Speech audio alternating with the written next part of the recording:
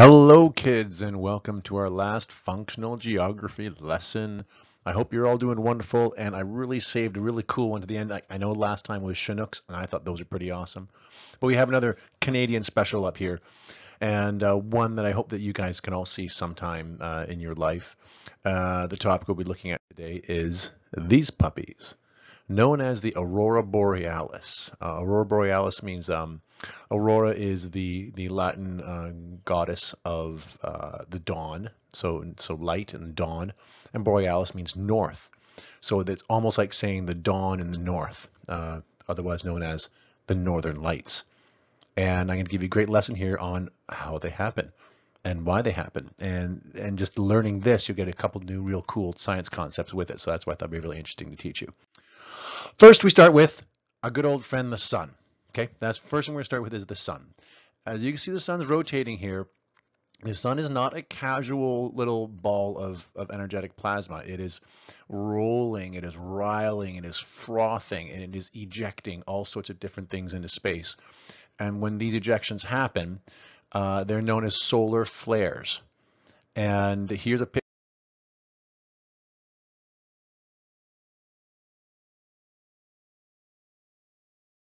of a solar flare. And it's basically when one part of the plasma of the sun gets excited, it goes, bleh, it just sprays it out.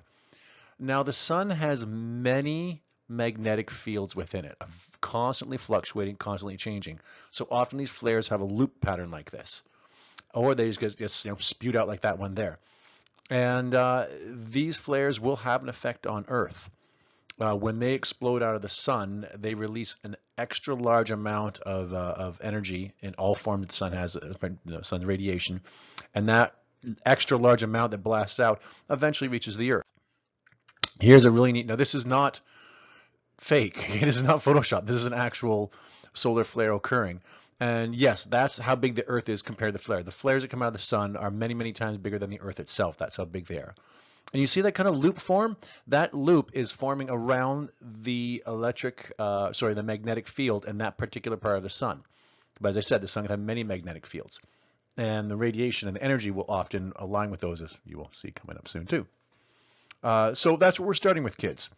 The sun is constantly active and is constantly blasting mass coronal ejections and solar flares, which send radiation to us on the Earth. Now, what can we do about this? Because this radiation that comes from the sun is not good for us. It's deadly to virtually any kind of life. Luckily, the Earth has a little secret weapon inside of it, quite literally inside of it. We have learned about the layers of the Earth, so you kids know the crust is on the top, and the next is the mantle, right? Then the outer core, good. Then the inner core, and there, the inner core you can see is made mainly of iron. It's got iron and nickel, but lots of iron. Fe is the elemental symbol for iron. And this is constantly rotating. It's rotating, it's churning, it's turning. There's liquid iron and nickel turning around it all the time. Oops, it was a microphone. And as this happens, it generates a magnetic field. And the magnetic field forms around the Earth. Let's get our Earth back. There we are. And basically in a field radiating from what we call the north and what we call the south. And here it comes radiating out again. And it is big. It's huge. It's a massive magnetic field around the Earth. And because of the way it forms, we have named, it's called the magnetosphere. Is that kind of cool? We have an atmosphere, a lithosphere, biospheres. This is a magnetosphere. And it radiates from the Earth. We recognize it by the north and the south. This is why when you put a compass down, the compass points north and it points south because it aligns with the magnetic field of the Earth, which is around us all the time. The field itself does move. It's not static. The magnetic field does change, and where it is right now, it's still in Canada, but it's heading over to Siberia right now. But generally, north and south are in the same direction. So, let's talk, Mr. Fry, what about this magnetic field? Well, the magnetic field acts as a shield against radiation of our friend the sun here. So here comes this radiation. This would destroy. This is gamma rays, X-rays, radio waves, UVA, UVB, the light spectrum that we see, everything. And it's not good for us. Luckily, when it hits a magnetic field, it can be pushed away by the magnetic field of the Earth. All of it? No, not all of it. If it was all of it, then we wouldn't get anything from the sun at all, and we wouldn't be here at all. It's just enough that we have life on Earth.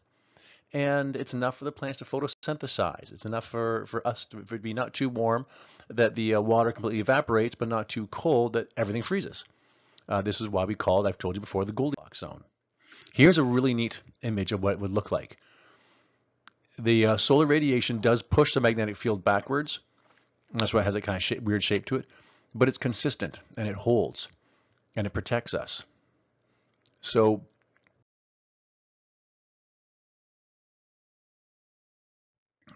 if people have asked me, well, what if we didn't have the magnetic field? Well, we have an example of that. That's this place here. This is Mars. Mars used to have oceans. It used to have lakes and rivers. It used to have a magnetic field that protected it from the sun. It doesn't anymore. And now look at it. Once the magnetic field disappeared, and we don't know why, scientists are studying this right now, trying to figure out why it had a magnetic field and why it doesn't anymore. But there are magnetic rocks on it, which are remnants of it once having a magnetic field. It did have oceans, it did have lakes, it did have liquid water. But once the magnetic field was gone and the sun could totally penetrate through the atmosphere, it literally wiped the atmosphere away, everything evaporated. It is now so cold that there is some ice there, so there is still some water molecules on Mars, but nothing is livable anymore. When humans go to Mars, we will have to be constantly wearing protection from the radiation of the sun all the time. You cannot walk into the atmosphere of Mars, not only because you couldn't breathe, even if you could breathe, if your skin was exposed to that sunlight, it would eventually kill you. So Mars is really neat to explore. I don't know if I want to live there. But let's go back. I digress. Let's go back to these pulses of radiation from the sun that are caused by the solar flares. When they hit the Earth, like you saw that one did, they're also pulled in. They're curved in by the magnetic field of the Earth. And here's a neat video. A neat video for this. You'll see here, thank you to NASA and AccuWeather. Here is the pulse of radiation coming from the coronal ejection or solar flare. And as it comes across and it hits the Earth, it does slam into the magnetic field and it does strip some of it away. But remnants of it are then pulled into the north and south pole of the Earth. You see how they're curved in like that? They're curved in through the magnetic field. And when this happens, the solar radiation that has come from the sun that's been sucked into the north and sucked into the south poles of the Earth, it enters our atmosphere. The radiation actually slams in the atmosphere, and when it does that, it meets several gases such as oxygen and nitrogen. When it hits that nitrogen or the oxygen, they get excited, like, oh, they gather all this energy from the radiation from the sun. They go, oh my God, that's energy. And they have to let it go.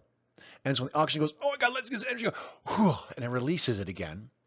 It actually releases it in a form of energy that we can actually see. It is within the electromagnetic spectrum that our eyes can pick up, and we pick it up as the colors of greenish yellowish if it's oxygen, sometimes a little bit of red, and if it's nitrogen, it's usually more of a bluish color and sometimes crimson. So what you're seeing is the excited molecules of nitrogen and oxygen collecting that radiation and going, oh, and releasing it. And as long as that radiation from the sun is pummeling our atmosphere, they'll continue releasing that energy. Here's a little shot of it here. And that's what you see. You see excited oxygen and nitrogen. And it's releasing it, all that excitement, in the form of light. It also releases it as radio waves and several other ways, but it does release it in a form that we can see, and that is what we see. Now, from space, it looks pretty cool. From the Earth, it's something else.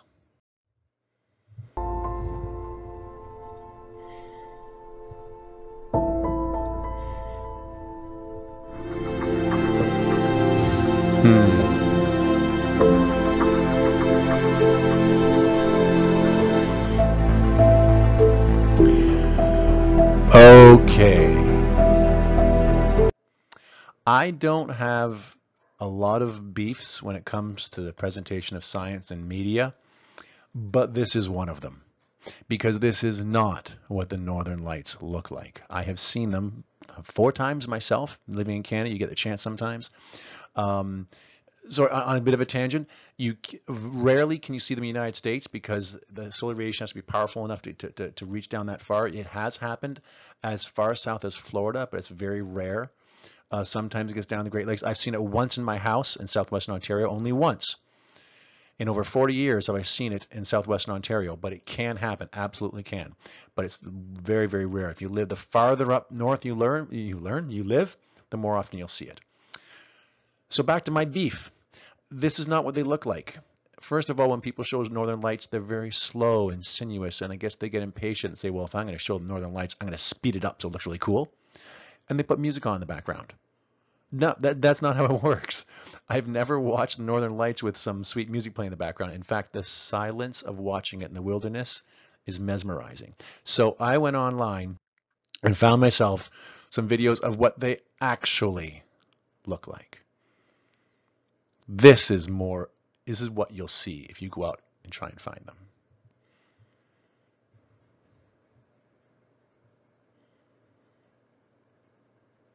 It's hard to describe, and pictures do not do it justice.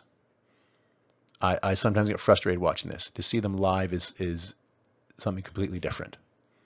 But I guess the video does the best it can. This is neat.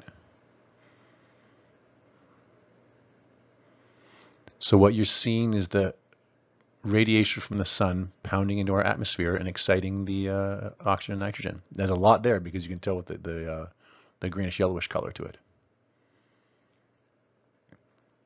That is what the northern lights look like. Some people have said, can you hear them? I had one friend, oh, I heard them. You can't hear it with your human ears. It doesn't make an actual sound. But as I mentioned before, it does release energy on the spectrum of radio waves. So you can tune your radio to the sound that's released by the northern lights. Again, I encourage you to go to Google. You can check this stuff out. There's lots of videos. But avoid those videos that have northern lights everywhere. Do northern lights real time, and you'll see what they really look like. And it's pretty cool. So on that note, I want to thank you all for watching my last functional video, a functional geography video. I hope the video itself is functional as well. And I hope you enjoyed it. And there are a couple other sounds you'll sometimes hear when you watch the northern lights, and these are probably some of the sounds that I made when I first saw them. And you get them in the last clip here, and then I will say goodbye. Oh my God, look at that. That was me. Unbelievable. That's the best I've seen so far.